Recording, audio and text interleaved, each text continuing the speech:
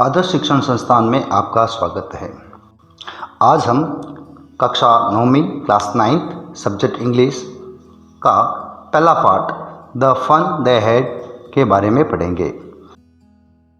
पाठ को पढ़ने से पूर्व बिफोर यू रीड क्या आप विचार कर सकते हैं भविष्य में हमारी पढ़ाई कैसी होगी?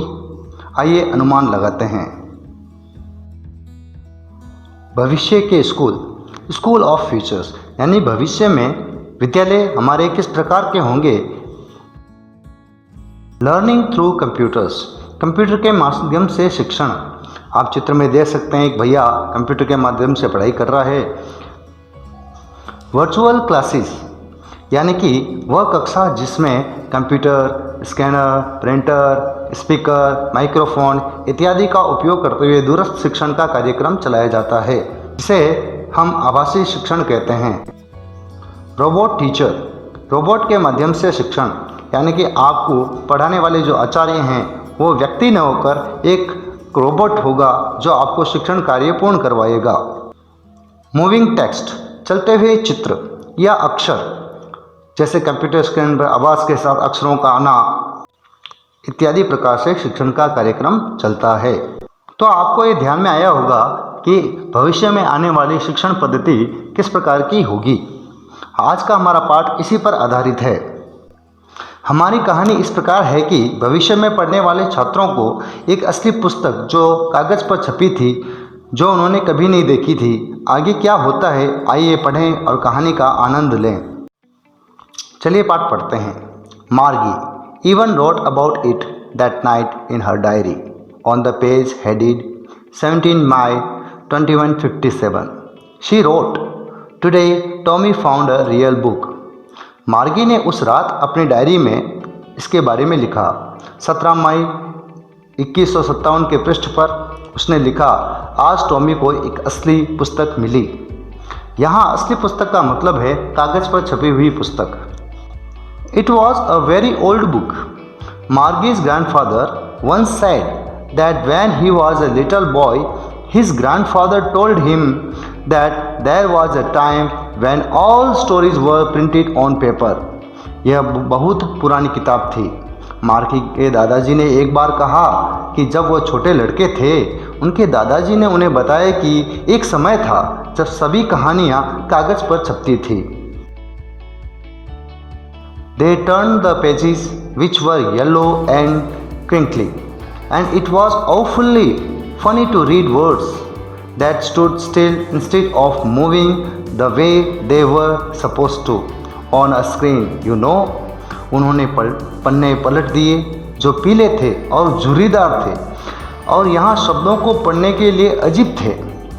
इसके बजाय वे जिस तरह से थे और बढ़ने के बजाय स्थिर रहे माना जाता है एक स्क्रीन पर। आप जानते हैं यहाँ कहने का अर्थ है कि वो किताब के जो अक्षर थे कागज़ पर वो कभी चलते नहीं हैं, जबकि उनका शिक्षण तो भविष्य के विद्यालय में हो रहा था, तो वहाँ पर कंप्यूटर के अंदर चलते हुए अक्षर दिखते थे। तो वो कहते हैं कि इसकी किताब के अक्षर तो बिल्कुल स्थिर हैं।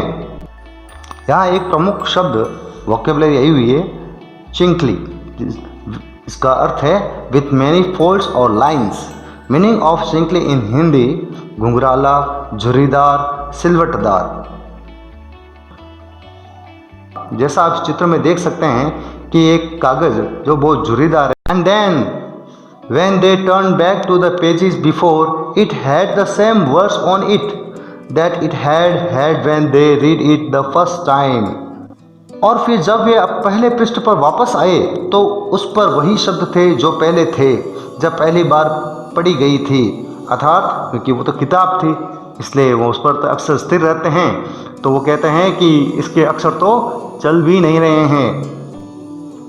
Gee said Tommy, what a waste, when you were through with the books you just throw it away I guess.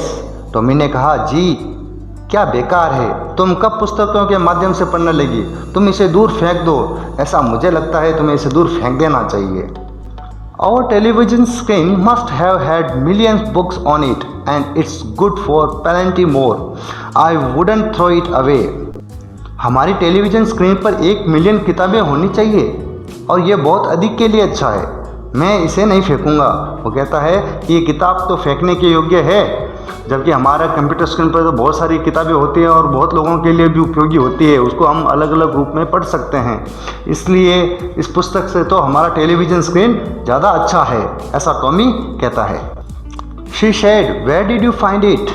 In my house, she pointed without looking because he was busy reading in the attic. What's it about? Schools.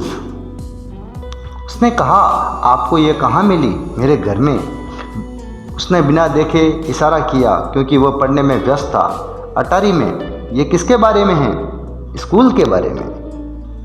इन वाक्यों में आई हुई प्रमुख शब्दकोश vocabulary हैं attic, ATTIC, a space just below the roof used as a store room, छत पे ऊपर कमरा बना हुआ कमरा।